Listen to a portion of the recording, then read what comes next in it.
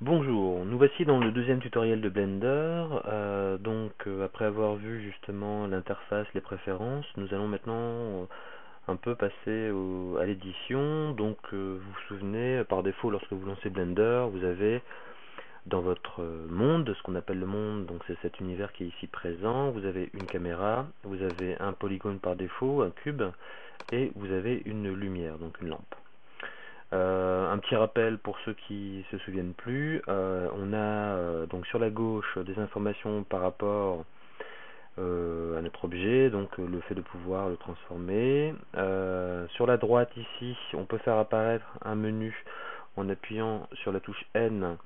Ce petit menu va nous donner des informations sur notre objet, c'est-à-dire le fait de pouvoir le déplacer, le fait de pouvoir lui faire une rotation, euh, bien sûr, différents modes de saisie, en saisissant à l'aide du pavé numérique les valeurs, en utilisant les petits pointeurs, ou tout simplement en cliquant avec le bouton gauche de la souris, on va pouvoir se déplacer en allant vers la droite ou vers la gauche et par la même occasion déplacer les valeurs. Voilà. Ici on retrouve notre l'outliner, voilà, donc c'est-à-dire en fait c'est la gestion des calques et les éléments qui se trouvent dans notre monde.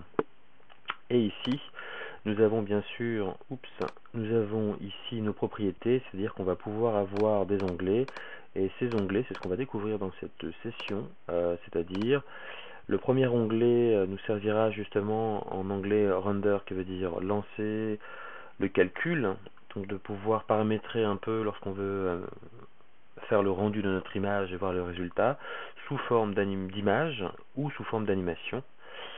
Donc nous allons commencer déjà par éditer un objet tout simple, les premières manipulations possibles sur un polygone, un cube. Donc là je vais passer, déjà il faut que je me pose la question dans quel mode de fonctionnement je suis. Si vous vous souvenez, on avait vu dans le précédent tutoriel que Blender disposait de différents modes. Donc ici on a le mode objet, ça nous permet de déplacer le polygone, et si nous passons dans l'edit mode, nous allons pouvoir éditer les propriétés de cet objet, c'est-à-dire qu'un objet est défini par ce qu'on va appeler ici donc les vertex, c'est-à-dire, donc j'appuie sur A pour désélectionner ou A pour tout sélectionner, donc moi je veux tout désélectionner. Comme je suis en mode vertex, dès que je clique sur un coin, donc un point, un vertex, je vais pouvoir comme ça combiner individuellement ou avec la touche clavier majuscule, pouvoir sélectionner plusieurs vertex, et à partir de là, une fois que j'ai sélectionné au minimum 4 vertex, j'ai une face, et donc je vais pouvoir bien sûr éditer, modifier cette face. Si je passe directement en mode face ici, je vais pouvoir directement manipuler et sélectionner la face sur laquelle je souhaite intervenir. Autrement, vous avez les edges, donc c'est-à-dire ça va être on va appeler les coins, entre guillemets, les arêtes, pardon, voilà, les arêtes de mon objet, et je peux aussi maintenant éditer l'arête de mon objet. Alors, bon, ça c'est des choses très simples.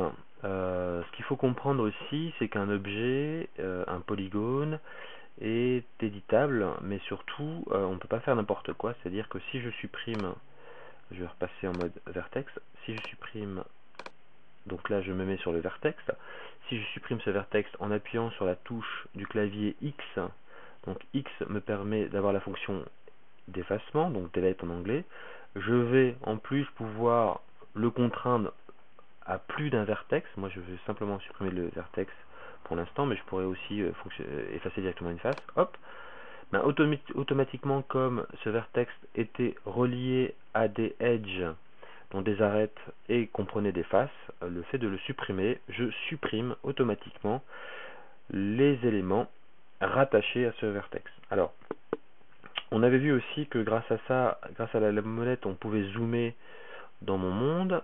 Maintenant, si j'appuie sur le bouton du milieu et que je me déplace, je vais pouvoir manipuler mes différentes vues. Alors vous voyez que là, ce qui change aussi, on a l'impression que les couleurs changent. Je vous expliquerai ce qu'est la normale, enfin les normales associées à des faces.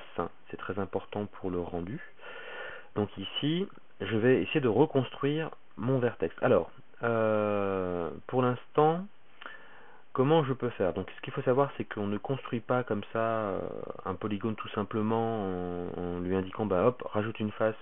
Le logiciel doit comprendre sur quoi il est rattaché. Donc c'est à dire que si je clique ici là, donc sur mon vertex, et que je mets ici ce qu'on appelle mon petit, alors je vous avais montré ça ici, alors il est où voilà, mon 3D curseur. Donc si je place mon 3D curseur, vous vous souvenez, on pouvait le modifier aussi manuellement ou numériquement. Donc là, si je le place ici, ça me permet aussi d'être, voilà, je vais essayer de reconstruire. Donc là, je fais un petit tour. Ah, ok. Je vais essayer de le, hop, voilà. Mon 3D curseur. Donc par rapport à mon 3D curseur, maintenant, si je viens automatiquement appuyer sur la touche E, qui veut dire extruder, je vais pouvoir placer un nouveau vertex et par la même occasion créer ce qu'on appelle une arête. Maintenant, il y a un autre mode de création possible, c'est-à-dire que si je clique sur un vertex et je manipule la touche du clavier majuscule et je sélectionne un autre vertex, je vais me retrouver avec deux vertex sélectionnés et j'aimerais bien justement qu'il se passe quelque chose entre ces deux vertex. Et si j'appuie sur la touche F du clavier, automatiquement, là alors c'est très intéressant parce qu'on s'aperçoit que justement faire attention à la vision 3D, parce que parfois on pense qu'on est bien aligné mais on n'est pas aligné, et là automatiquement il m'a créé une nouvelle arête. Simplement mon arête est très mal placée parce que j'avais pas bien mis mes coordonnées, et automatiquement je peux la replacer. Voilà. Donc grâce à ça, je vais pouvoir redéfinir mon vertex. Maintenant, une chose intéressante, c'est que lorsqu'on a un vertex sélectionné, deux vertex sélectionnés, trois vertex sélectionnés, si je rappuie sur le F comme face, automatiquement il me fait un triangle. Alors ce qu'il faut savoir, c'est que pourquoi c'est des triangles, parce qu'à la base des logiciels 3D, toute la modélisation se faisait par des triangles. Donc là je vais simplement supprimer cette face, hop, je recommence. Maintenant si je prends un vertex, deux vertex, trois vertex, quatre vertex, vérifiez bien, vous voyez comme là j'ai loupé, j'ai pas pris ce point là mais j'ai pris celui-ci. Donc je le désélectionne en appuyant sur majuscule et hop, automatiquement. Alors lorsque je dis majuscule, bien sûr, c'est majuscule et le bouton gauche de la souris. Et là, automatiquement, si j'appuie sur F, pouf, une face se crée. Donc cette face est bien un élément, un rectangle combiné par rapport à mes points, mes vertex. Voilà, donc automatiquement comme ça, je vais pouvoir recréer mon carré, mon polygone, hop, hop, je sélectionne, un petit F, c'est fait. Et je fais la même chose ici. Alors regardez bien, si je prends que deux vertex et je lui demande fais-moi une face, il ne la remplit pas. Vous voyez, donc il a simplement relié en créant une arête. Donc n'oubliez pas, c'est très important, au minimum 4 vertex. Donc hop, j'efface en appuyant sur X, je lui demande d'effacer mon edge et je vais me prendre un autre mode de sélection, c'est plus comme ça. Lorsque je prends mes arêtes, j'en prends que 2 et si j'appuie sur F, automatiquement il comprend qu'il doit me sélectionner l'ensemble et me relier ces deux arêtes. Donc comme sur une question de plan. Voilà. Donc alors c'est pas tout à fait, il n'est pas tout à fait bien combiné, mais c'est un premier pas pour pouvoir modéliser tout simplement en vertex et créer des faces. Alors je peux après ainsi manipuler, comme je vous l'avais montré, remanipuler. Donc là j'aimerais bien justement combiner mon vertex et j'en ai pris deux.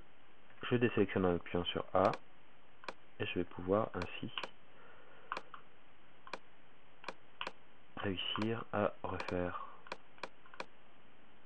un semblant de carré. Donc ça c'est la première étape toute simple, modéliser.